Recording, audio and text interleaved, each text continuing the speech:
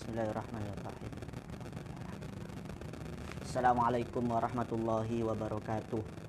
Innal hamdalillah nahmaduhu wa nasta'inuhu wa nastaghfiruh wa na'udzu billahi min syururi anfusina wa min sayyiati a'malina. Man yahdihillahu fala mudhillalah wa man yudhlil fala hadiyalah. Asyhadu an la ilaha illallah wahdahu la syarikalah wa asyhadu anna Muhammadan abduhu wa rasuluhu la nabiyya ba'dah. Bismillahirrahmanirrahim. Rabbi syrah li sadari wa yassir li amri wahlul 'uqdatam min lisani yafqahu qawli. Subhanaka la ilma lana illa ma 'allamtana innaka antal alimul hakim. Amma ba'd. Ya, para jamaah ya, ngaji kitab Nashahul Ibad dirahmati Allah. Anak khusus santri dan santriwati Nurul Huda, alhamdulillah di kesempatan yang penuh barokah ini ya, kita masih menyempatkan waktu untuk selalu istiqomah ya, tabarukan kepada kitab Nashahul Ibad ya, agar supaya dengan pengajian ini ya, menjadi wasilah keberkahan hidup kita ya, sehingga kita menjalani hidup ini dengan tercerahkan ya, karena mengkaji ya, nasihat-nasihat yang termaktub dalam kitab Nashahul Ibad ini. Sebelum kita mulai, marilah kita kirimkan Fatihah untuk pengarang kitab ini. Semoga kiriman Fatihah kita ya, sampai kepada beliau dan menjadi wasilah ya, keberkahan ilmu kita dan mengikuti jejak kealiman beliau Syekh Syahbuni Ibnu Hajar Al-Asqalani dan juga yang disyarah oleh Syekh Imam Nawawi Al-Bantani. Ala hadina sholihan akramul furqan Al-Fatihah. A'udzubillahi minasyaitonirrajim. Bismillahirrahmanirrahim. Alhamdulillahirabbil alamin arrahmanirrahim maliki yaumiddin. Iyyaka na'budu wa iyyaka nasta'in ihdinas siratal mustaqim siratal ladzina an'amta 'alaihim ghairil maghdubi 'alaihim waladdallin amin ya rabbal alamin. Dan satu lagi Al-Fatihah untuk Ibunda Ketua Pondok Putra Pondok Nurul Huda Surabaya, Ustadz Kusyairi ya, ibundanya telah meninggal dunia, telah menghadap Sang Pencipta. Semoga dengan kiriman Fatihah ini ya, senantiasa menjadikan almarhumah ya, terang di alam kuburnya dan senantiasa termasuk golongan manusia yang ahlul jannah. Ala hadina sholihan akramul Al-Fatihah. A'udzubillahi minasyaitonirrajim. Bismillahirrahmanirrahim. Alhamdulillahirabbil alamin arrahmanirrahim maliki yaumiddin. Iyyaka na'budu wa iyyaka nasta'in ihdinas siratal mustaqim siratal ladzina an'amta 'alaihim ghairil maghdubi 'alaihim waladdallin amin ya rabbal alamin. Baiklah, kita mulai kajian kitab Nashahul Ibad ini dengan bacaan basmalah. Bismillahirrahmanirrahim. Kita melanjutkan maqalah yang baru, yakni al-maqalatus sadisatu wal 'ishrun, yakni maqalah yang ke-26. Maqalah yang ke-26 ini disadur dari sabda Rasulullah sallallahu alaihi wasallam, anin Nabi sallallahu alaihi wasallam annahu qala, dari Nabi Muhammad sallallahu alaihi wasallam, annahu sesungguhnya Nabi qala bersabda. Siapa Nabi Muhammad sallallahu alaihi wasallam? Apa pesan beliau, apa nasihat beliau dalam maqalah yang ke-26 ini? Innallaha ta'ala, sesungguhnya Allah ta'ala yahtajju ya, menjadikan alasan atau menjadikan hujjah siapa Allah ta'ala yaumal qiyamati, pada hari kiamat, bi arba'ati anfusin, dengan 4 anfusin. Di sini Syekh Imam Nawawi menjelaskan askhosin, yaitu 4 orang, ala arba'ati ajnasin, atas 4 jenis, minan nasi, dari manusia yang lainnya.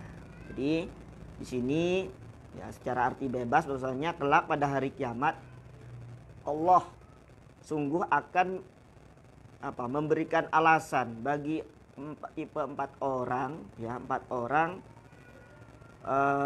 yang sama karakternya dengan 4 orang yang Allah akan jadikan alasan hujjah itu. Apa maksudnya? Dan siapa 4 orang itu? Yang pertama, alal aghniyai bi Sulaimana bani Dawud. Yang pertama jenis orang yang pertama yaitu alal aghniya, ya atas orang yang kaya, orang-orang yang kaya, ya jamak dari ghaniyun, jadi atas orang yang kaya, bi Sulaimana, dengan Nabi Sulaiman ibni Dawud, putra Nabi Dawud. Di sini nanti saya akan jelaskan ya sebagaimana yang sudah dijelaskan secara detail dalam syarahnya, yakni yang ditulis oleh Syekh Imam Nawawi Al-Bantani. Ini kita baru redaksi asli dari Syekh Syuhabuddin Ibnu Hajar Al-Asqalani. Terus yang kedua yaitu ya alal abidi bi Yusuf, ya alal abidi bi Yusufa, atas orang yang kedua ya Allah memberikan hujjah, memberikan alasan alal abidi, atas hamba sahaya, ya atas budak bi Yusufa, dengan Nabi Yusuf. Dan yang ketiga alal mardo bi Ayyuba, atas Allah yahtajullahu ta'ala, jadi Allah memberikan alasan hujjah alal mardo, atas orang yang sakit. Mardo juga bentuk jamak dari mufrad maridun, maridoni, ya al mardo, orang-orang yang sakit, bi Ayyuba, dengan Nabi Ayyub.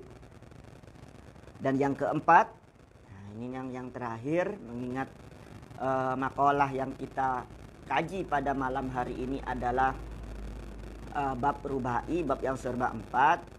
Alal fuqara'i, atas orang-orang yang fakir, ya, fuqara jamak dari fakirun, fakirani, fuqara, bi Isa, dengan Nabi Isa Al-Masih. Baik, orang yang pertama di sini dan disebutkan bahwasannya alal aghniya bi Sulaiman bin Dawud. Jadi Allah akan memberikan ya sosok panutan orang yang kaya, yaitu Nabi Sulaiman ibni Dawud. Ya, di sini dijelaskan ka'anna alaihi ma'assalam, ka'anna yaqulu lahum lam taraktum al ibadata fa in qalu nahnu masyghuluna bil amwal wa bil mamlakah. Qala Allahu lahum fa ayyu mamlaka akbar min mamlakati Sulaiman wa ayyu mal aktsar min malihi wa huwa lam yatruk al ibadah. Syekh Imam Nawawi Al-Bantani menjelaskan kenapa Rasulullah mensabdakan bahwasannya kelak pada hari kiamat Allah akan menembakkan bagi orang yang kaya yang enggan beribadah. Sebagaimana kita tahu Nabi Sulaiman, ya, putra Nabi Dawud, merupakan ya nabi yang luar biasa kekayaannya, luar biasa kekuasaannya, luar biasa harta yang ia miliki, luar biasa jabatan yang ia pegang. Akan tetapi dengan bergelimang harta, dengan tingginya jabatan, beliau Nabi Sulaiman putra Nabi Dawud tetap mau beribadah kepada Allah. Maka kita sebagai umat Nabi Muhammad yang ditakdirkan menjadi orang yang kaya, yang enggan atau yang sibuk. Nah, ini masyghulun bil amwal, yang orang yang sibuk dengan kekayaannya, dengan menjaga kekayaannya, dengan mencari jabatan kekayaan, ya. Maka Nabi Sulaiman kurang kaya apa? Ya, kurang tinggi apa jabatannya? Maka kita sebagai hamba Muhammad Sallallahu Alaihi Wasallam tidak ada alasan jikalau kita kaya lalai ibadah kepada Allah Subhanahu Wa Taala. Kelak kita akan malu di hadapan Nabi Sulaiman ya, alaihi salam. Ini yang pertama bagi orang yang kaya. Ya. Terus bagi alal abidi Yusuf, atas orang yang, kalau kita masuk dalam kategori abid, ya hamba sahaya, budak, tentu pada zaman sekarang tidak ada namanya perbudakan. Nah, tetapi di sini bisa identikkan abid di sini adalah bawahan, karyawan, bawahan. Ya, karyawan, pegawai yang itu sifatnya bawahan. Bi Yusuf dengan Nabi Yusuf. Sebagaimana kita tahu dalam sirahnya Nabi Yusuf, sejarahnya Nabi Yusuf itu merupakan pernah sebelum pada akhirnya menjadi raja. Beliau itu pernah menjadi seorang budak, ya, di Mesir, ya, oleh Raja Mesir pada waktu itu. Ya, namun beliau bahkan pernah dipenjara juga, ya, akibat apa? Ya, di fitnah telah akan memperkosa istri dari raja, yaitu Siti Zulaikha. Akan tetapi di tengah-tengah kondisinya yang pelik, di tengah ekonominya yang menghimpit, akan tetapi Nabi Yusuf alaihissalam tetap rajin beribadah kepada Allah. Maka kelak pada hari kiamat, Allah akan mendatangkan Nabi Yusuf di hadapan orang atau umat Nabi Muhammad yang profesinya sewaktu dia hidup, ya, menjadi bawahan, menjadi karyawan, ya, menjadi pegawai, yang terkadang jadikan alasan pekerjaannya itu deadline, sehingga meninggalkan namanya ibadah wajib seperti sholat, seperti puasa, enggan berpuasa dikarenakan dia merasa bahwasanya dengan puasa menyebabkan dia lemah sehingga dia malas bekerja. Maka kelak pada hari kiamat Nabi Yusuf akan dijadikan Allah sebagai alasan, dihadapkan kepada hamba yang sosok bawahan itu, bahwasanya Nabi Yusuf ini dulu pernah jadi bawahan, pernah ekonominya jatuh, pernah bahkan juga dipenjara akibat fitnah. Tapi Nabi Yusuf tetap beribadah kepada Allah Subhanahu wa taala.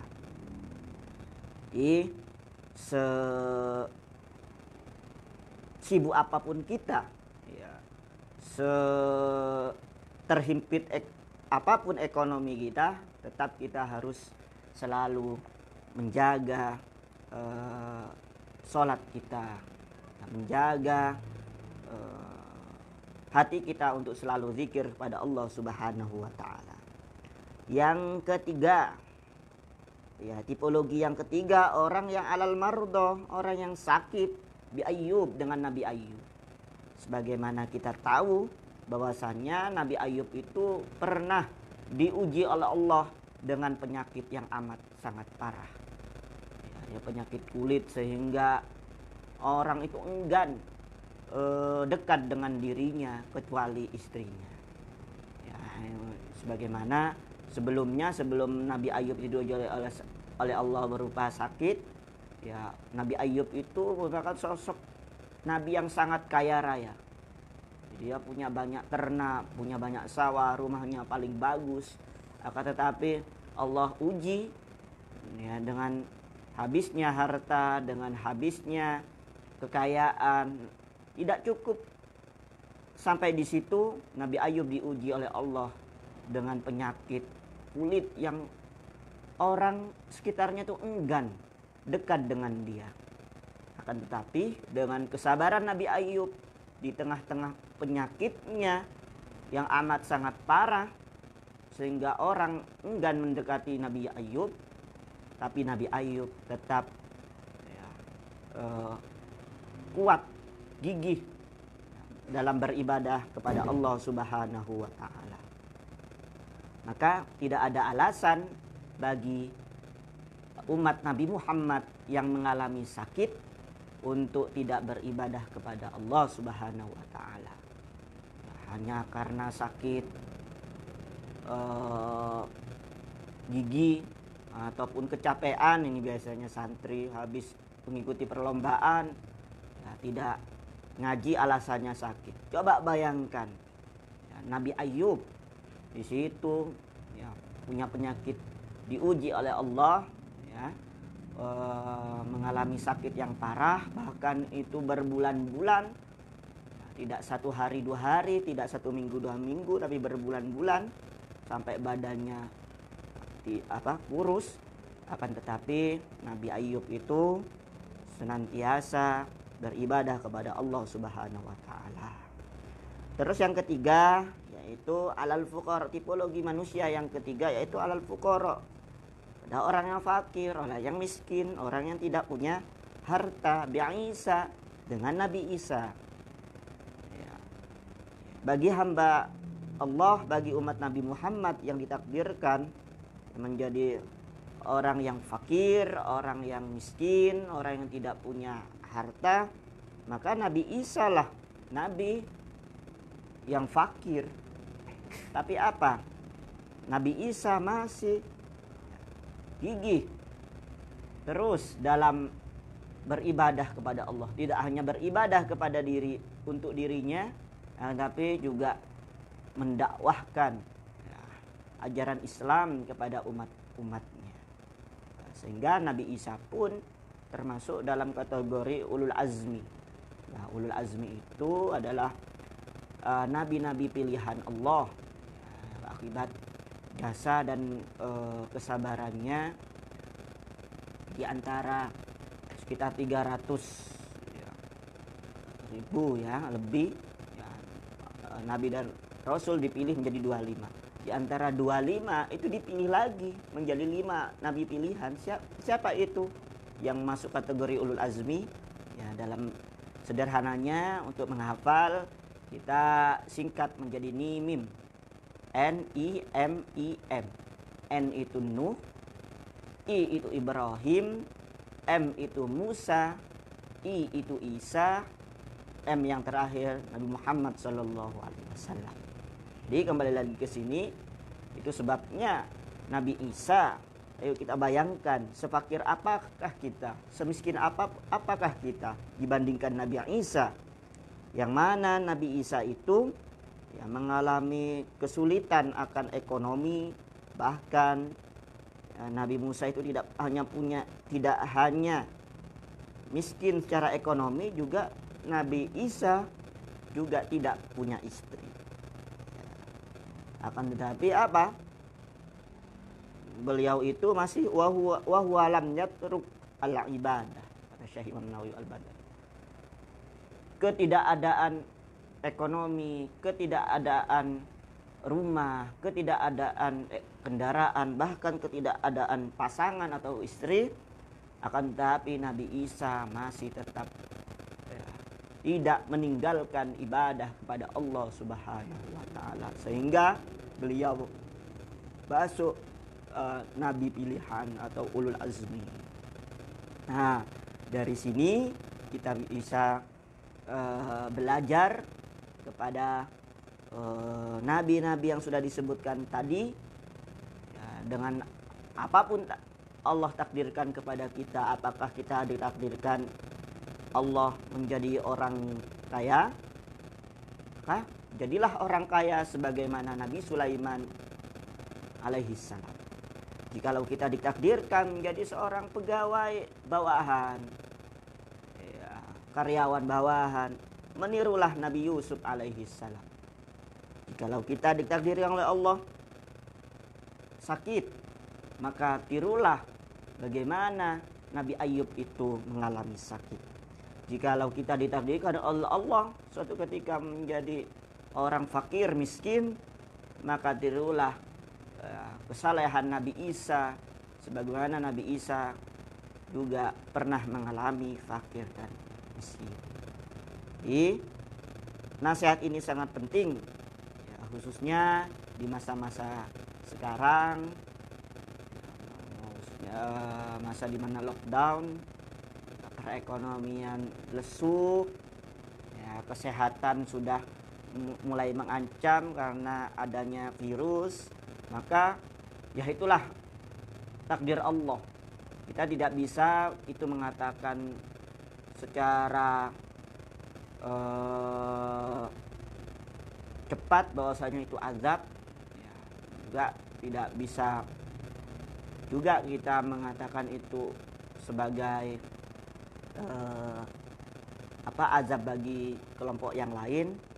Nah, tetapi ya ini merupakan jalan yang Allah takdirkan ya, dan ujian bagi mereka, bagi kita sebagai manusia dan khususnya umat Islam, apakah kita lulus dengan ujian ini, apakah justru kita gagal dengan ujian ini. Ya, semoga yang menyaksikan pengajian ini termasuk orang yang an-najihin fi hadzal imtihan, orang yang sukses dalam menjalani ujian ini, dan virus corona ini senantiasa selesai ya, dan kita kembali di kehidupan normal seperti biasa, mencari perekonomian, mencari ilmu dan yang lain-lainnya. Terima kasih. Selanjutnya barangkali ada pertanyaan.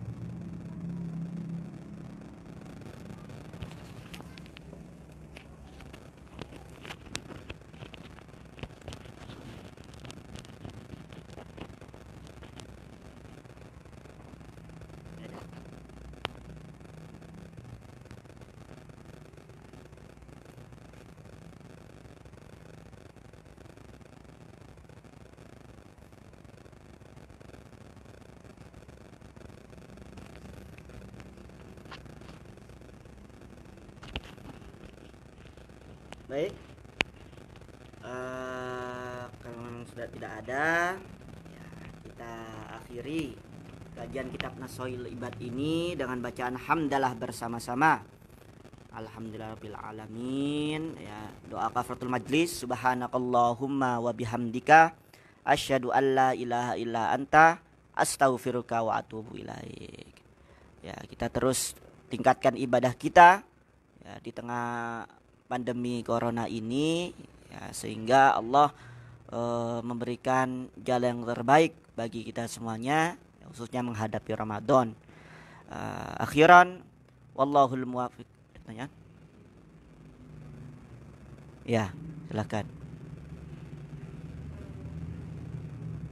Bukankah cara kita untuk mendapatkan sesuatu yang kita inginkan itu hanya dengan usaha dan doa?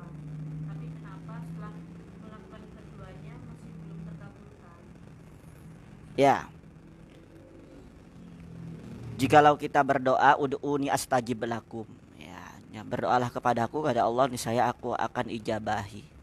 Ya, jikalau kita berdoa, otomatis Allah itu menjawab iya.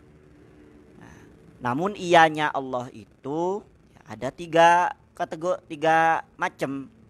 Ya, saya akan kasih sekarang dan sesuai apa yang kamu minta.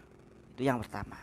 Ya Allah, saya ingin dijauhkan dari namanya penyakit corona. Allah akan mengabulkan ya sekarang dan apa yang engkau minta. Ya Allah, saya setelah lulus dari Nurul Huda ini, saya ingin masuk perguruan tinggi favorit. Allah akan menjawab iya, saya akan kabulkan sekarang juga. Nah, itu ya yang pertama. Terus yang kedua adalah iya, saya akan kabulkan ya, tapi tidak sekarang. Nah, gitu. Ya Allah, bagi dia yang ingin jodoh, ya Allah, saya ingin sekali didekatkan olehmu ya Allah dengan jodohku. Kata Allah, iya, saya akan kabulkan. Ya. Apalagi melihat usahanya, iya, tapi kok saya usaha mencari jodoh tapi kok tidak ada. Iya, tapi bukan sekarang. Bisa bulan depan, bisa semester depan, bisa tahun depan, bisa 2 tahun lagi, dan lain sebagainya. Ya, yang kedua. Ataupun sebaliknya, umumnya kalian, ya Allah, saya ingin kerja di perusahaan gitu, yang perusahaan A, ternyata tidak diterima apply ke perusahaan A, tapi ketika apply di perusahaan B ya diterima. Nah, hingga pada akhirnya perusahaan A-nya buka, hanya masuklah ke perusahaan A sesuai diidamkan. Jadi iyanya Allah itu sesuai dengan apa yang kamu minta, tapi waktunya tidak sesuai dengan ekspektasi kalian. Dan yang ketiga, iyanya iya, doa kamu saya akan kabulkan, tapi apa yang kamu doakan itu bukan yang terbaik, bukan yang terbaik untukmu, karena aku yang lebih tahu, kata Allah. Maka iyanya Allah, ya Allah, saya ingin masuk UIN Surabaya, udah berdoa. Nah, tapi Allah melihat, wah ini kamu nggak cocok ini di UIN, saya masukkan ke UNER, gitu. Nah, jadi Allah tahu yang lebih baik. Jadi tidak sesuai ekspektasi kita, tapi ya Allah, yakinlah apa yang Allah beri itulah yang terbaik. Ya Allah, saya ingin berjodoh dengannya, sudah PDKT lama-lama, udah pacar, udah datangin ke orang tuanya, angkat tapi masih gagal juga. Kenapa? Ya karena Allah melihat itu bukan yang terbaik bagi kamu. Ini loh ada sosok yang terbaik bagi kamu. Ya, jadi apa namanya? Ketika kita berdoa, asalkan dengan usaha loh ya. Doa tanpa usaha itu omong kosong. Usaha tanpa doa itu namanya sombong. Kita gak boleh. Kita itu ahlus sunnah wal jamaah. Ya. Yang moderat artinya usaha dan doa kita harus seimbangkan. Ya, tawakal kepada Allah pada akhirnya. Jikalau Jabariyah, ya, kita sudahlah pasrah kepada Allah dengan tanpa usaha, itu gak baik juga. Ataupun sebaliknya, sudah sukses tidaknya ya tergantung usaha kita, itu namanya qadariyah dan itu tidak baik. Itu saja. Bagaimana caranya seseorang yang sedang sakit supaya tidak mengeluh penyakitnya? Ya, bagi orang yang sakit, ya ingatlah penyakit itu merupakan ujian dari Allah Subhanahu wa taala. Dengan sakit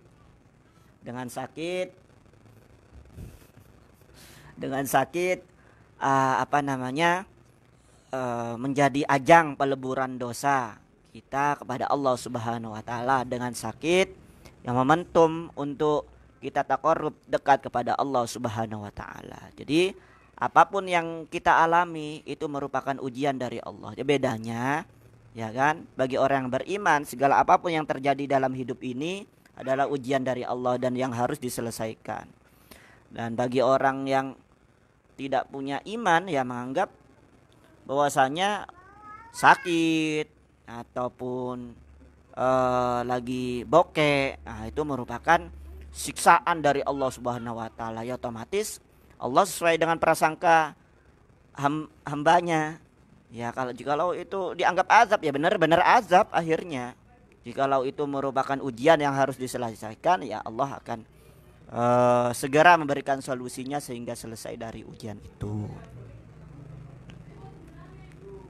Baik, cukup itu saja. Terima kasih ya bagi yang bertanya. Jazakumullahu khairan. Akhiran wallahul muwaffiq ila aqwamit thoriq. Assalamualaikum warahmatullahi wabarakatuh.